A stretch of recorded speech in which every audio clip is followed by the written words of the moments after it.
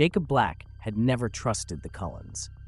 Not from the first moment he caught their scent in Forks, not since Bella started getting close to them with that suicidal blindness. To most, the Cullens were a mystery wrapped in a perfect facade. The vegetarian vampire family that lived peacefully among humans, hiding their nature behind a mask of civility. To the pack, however, their scent was a constant reminder of the blood and death that had preceded them for centuries. But Jacob had more than instincts. He had proof. Ever since his grandfather Ephraim had marked them as a threat, the Quileute tribe had kept records of every vampire movement in the area. The former alphas of the pack had left behind detailed accounts of every interaction with the Cullens, and what Jacob found in those records was something no one in Forks would have ever imagined. Carlisle Cullen had not always been a pacifist, and the vanished towns that followed his trail were proof of that. Jacob snapped the old leather-bound book shut with a sharp thud. His hands were trembling. He had spent the entire night reading, immersing himself in the accounts of his ancestors. Stories of villages that had been wiped out, of bodies drained until they were unrecognizable, of witnesses who claimed to have seen a group of immortals moving like shadows through the mist. And at the center of it all, Carlisle. But that didn't make sense. Carlisle Cullen was the good one, the compassionate one, the one who preached self-discipline and harmony with humans, the one who never hunted people. And yet, there it was, evidence. Accounts that spoke of him under different names in different eras: England, Italy, France, places he had been long before forming his new family. Stories that matched too well with massive disappearances. Jacob swallowed hard. He had spent his whole life thinking Edward was the real problem, that his obsession with Bella was the greatest danger. But if this was true, then the Cullens weren't just an innocent anomaly. They were a recurring curse, a cycle repeating over and over again. And now, Forks was at the center of the storm. "Tell me you're not serious." Sam Uli stared at him, frowning, arms crossed over his chest. Beside him, Embry and Quill exchanged uneasy glances. Paul, on the other hand, already had his jaw clenched, the muscles in his back coiled, ready to explode at any moment. Jacob exhaled, pressing the old book against his chest. "It's all here. It's not just suspicion. It's not just our instincts. It's history. History written by who?" Paul growled. "How do we know this isn't just an exaggeration from our ancestors?" Jacob shot him a warning look. "What's in this book isn't just scary stories. These are detailed records, descriptions of how Carlisle traveled with different covens before forming his own, and every time he joined one, something happened. Disappearances, slaughter, entire villages erased from the map." Sam frowned, taking a moment before speaking. "Carlisle hasn't shown any signs of being dangerous. He hasn't broken the treaty." Jacob clenched his teeth. What if he's playing the long game? What if the Cullens are just another cycle of the same story? Silence. Embry ran a hand over his neck, nervous. "If this is true, it means we're sitting on a ticking time bomb." Jacob nodded. Exact Bella had to know. Jacob felt it in his bones, in his marrow. For months, he had tried to protect her. He had tried to warn her, and she had ignored him. She had chosen Edward again and again, no matter the danger. But this wasn't just about her. It was about everyone. If Carlisle had followed this pattern before, if history was bound to repeat itself, then Forks was doomed. And Bella was just another piece in the game. Jacob wasn't going to let them use her. Not this time. The moment came faster than he expected. Jacob found Bella walking alone through the forest, her jacket too thin for the afternoon dampness. There was an unease in her posture, as if something inside her knew something was wrong, even before he arrived. "Jacob," she sighed, exasperated. "Don't start again." Jacob felt a spike of anger. "You have no idea what's happening, do you?" Bella crossed her arms. "If this is another speech about the Cullens being bad, I don't want to hear it." "It's not just that they're bad," Jacob said through clenched teeth. "It's that this has happened before, Bella. And every time it happens, people die." Bella blinked. For a second, Jacob saw something in her expression. Not disbelief, not immediate rejection, doubt. And that was enough to keep going. He pulled out the old book and held it out to her. "Read this. Just read." Bella looked at it like it was something dangerous. "Jake, what is this?" "The truth." Bella hesitated for a moment before taking it.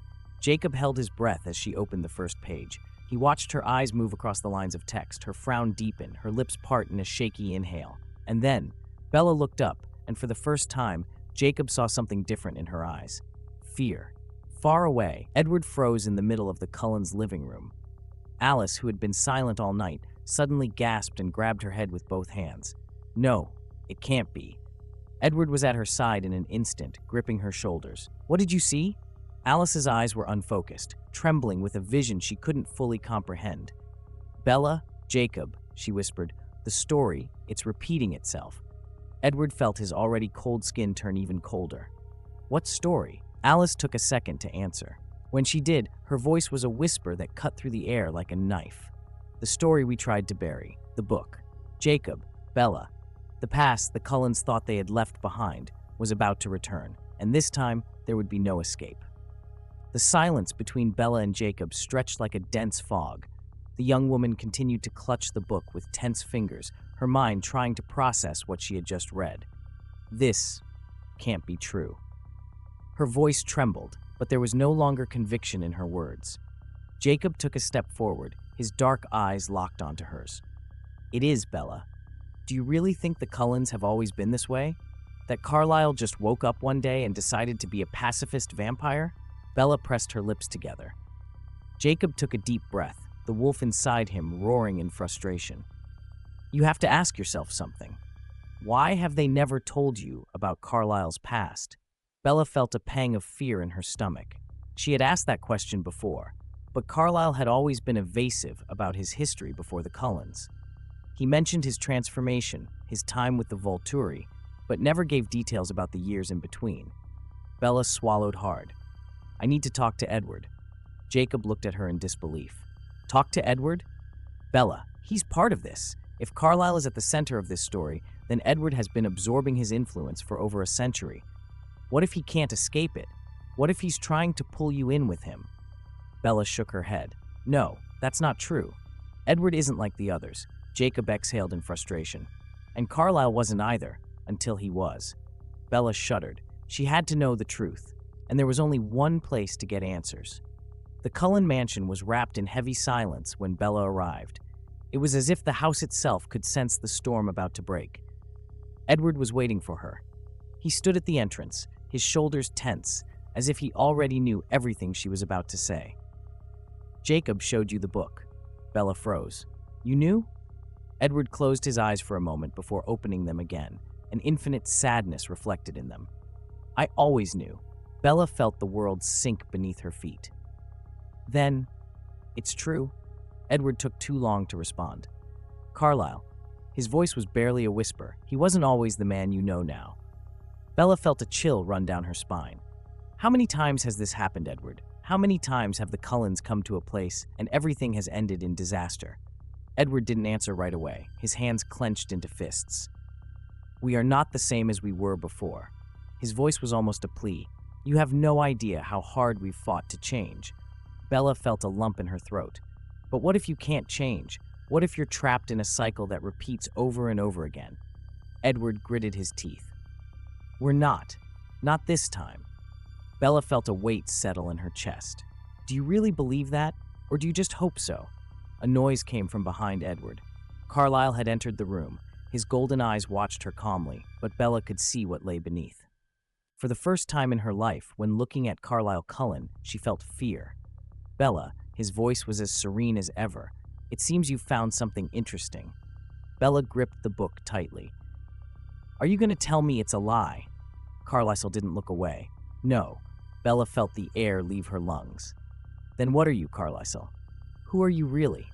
Carlisle sighed and stepped toward her slowly.